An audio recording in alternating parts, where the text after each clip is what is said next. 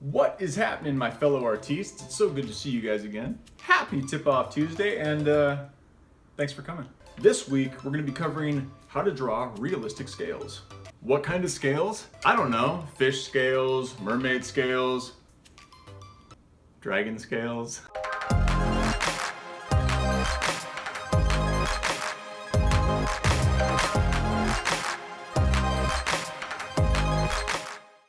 Alright guys, now if you guys have been following along, this is week number 3 of how to draw a realistic texture with charcoal. Now like I said, today is all about creating realistic scales. Our subject for reference will be the pangolin, our endangered species for the week. But scales can be applied to many different types of animals, especially mythical creatures. Alright guys, Lego. Alright guys, so the tools that you're gonna need for this one are a regular pencil for your outline. I don't know what number this is, but let's say number 2 or number 3 smudger. You can get a skinny number 1 smudger as well. The trusty Mono 0, make sure you have one of those. All soft, medium, and hard charcoals. And of course, brush. So just like with any drawing, I'm actually going to, I know I'm changing this up, I'm going to be drawing them a little bit bigger so you guys can get a little bit more detail compared to some of my last tutorials that I've done for you. So tonight, being that it's about scales, what we want, and every scale is going to be a little different obviously depending on what kind of animal it is that you're drawing, but tonight I'm going to show you guys how to draw pangolin scales. This is an animal that I actually didn't really know too much about until recently. We started doing some research on them, and these guys could really kind of use our help.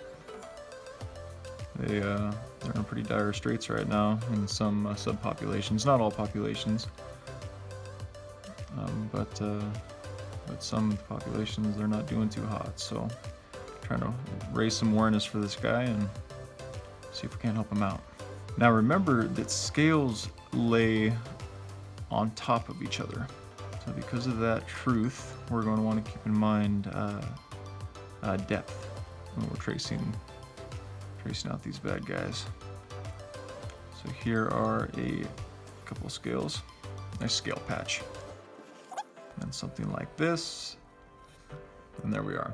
Now, the outline is, you could say, one of the easier parts because now we need to spread out some charcoal. So what I like to do, I'll make sure you have some powdered charcoal inside.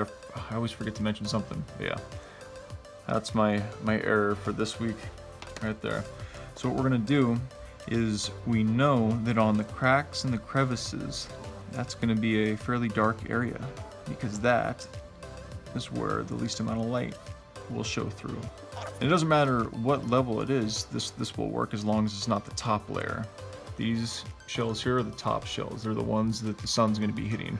But every layer there under, it's not gonna be hitting them, especially close to the other shells like this. So now after you sling some charcoal on those shells, then you can come in with a smudger, something like this, start pulling those out. And depending, if you do something, like if you put a little bit too much on, like that's what the Mono 0 is for. Just come in like this and just hit it, and then it's like it was never there. There you are, you can breathe again. Something like that. I mean, you can take away as much as you want. That's the cool thing about powdered charcoal that I love, is it's very easy to take off. I mean, charcoal, you get a lot of second chances in charcoal, I'll admit that. But at the same time, you know, being able to have a technique to rely on, something to keep in your back pocket as you are progressing through different pieces and trying different techniques, drawing new animals. It's definitely something to keep in mind. All right, so now this is the fun part of this, because now we're gonna add depth and body to these scales. So scales typically will be a little broader on the edges and at the bottom, and they kind of protrude out. And some are wavy, some are completely smooth. Like I said, this is a specific animal, so you know their shells are gonna be a little different. I love drawing these animals and then getting to show you guys how I did it. Hopefully you learn something and you're able to do the same thing. Remember, because there's these shells on top of these, don't be afraid to grab a little more charcoal, dab it on, and put it wherever it needs to go. Kind of be careful with this technique though, it can get away from you. If you want to kind of comb this out, remember the white can either be a high or a low point. On these specific shells, they're a low point. Something like this, but with brushes you're able to move a lot of charcoal very quickly, and it looks really good too. It doesn't look like it was put on by a pencil, and that's because it wasn't. It's put on by a brush. And then you can use a smudger. Little trick with the smudgers that I've found is keep an extra piece of paper rolled up on the side, and then that way you can be like, oh, how dark is this going to be? Oh wow, that's way too dark. Take some off or add some, whatever you need to do. But always give it a quick little, all right, cool, that's what it's going to look like. Gauge it before you throw it down on the paper. All right, and then when it comes to these scales here, they actually have this really unique indentation, almost like seashells on their shells.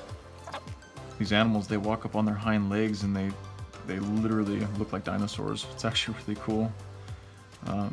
They're slower apparently, which is one of the reasons why they need our help, is because instinctually they just curl up into a ball and that's it, And poachers and bad people, they pick them up and do what they wish, or as they wish with them, and unfortunately it's led to a lot of these guys dying for nothing. So we need to make sure that we're helping them out. Then if you push a little harder, that will throw down more charcoal, and then you have this really cool effect where all of a sudden that's kind of the belly of this shell, and all of a sudden you've created kind of this this little wave, this little trough in here. And this is just to show you how many different unique effects you can get. I mean, I'm barely pushing. I mean, we're moving a lot of charcoal very quickly, and that's good. That's what we want. Okay, so that was all soft charcoal. So now here's medium. Now remember, if you don't know the difference between soft and medium charcoal, I encourage you to check out our charcoal types and differences video.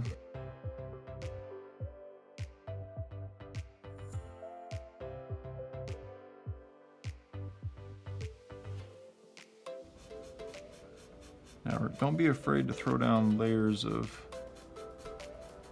charcoal for shadowing purposes, because that's why we have the brush. I don't know if you guys have seen any of our time-lapse videos, but a lot of time we'll take this brush here and it'll just give us a really nice blended effect that we can use for either softening or hardening different objects. It kind of just depends on exactly what it is that we're drawing at the time. And then you can come up in here, move some of this around. It kind of depends on exactly what you want these shells to look like, but this is the general gist, as I like to say, of exactly how you go about doing it. And the hard charcoal, this is our final layer. Come in here. And as I always say, the hard charcoal is for highlights. We want to highlight the light and even the medium. Remember as well, a hard charcoal will stick to a soft charcoal, so throw down that hard charcoal at the very end. It'll go right over the top of any mediums that you might have accumulated on the paper, and soft charcoals. And you might have some grooves, something like this. Go in and put in some light vertical lines. And then you can also go in, one of the things I like to do is if I'm pinched for time or something like that, and I want to go in and I want to add some body to a shell, or just like this. And you can either keep that look if you want, that real hard look, or you can go in, you can soften it up with a brush, something like this, and pretty much just boom, just another blended layer. That's totally up to you. Just highlight all these shells like this. All right, then you come in like this. Throw down some more color. Depending on exactly, you know, what these underwater shells.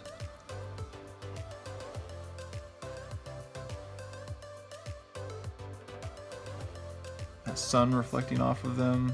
This is a fish. Odds are it's probably gonna be a fish or a dragon. That'd be pretty cool.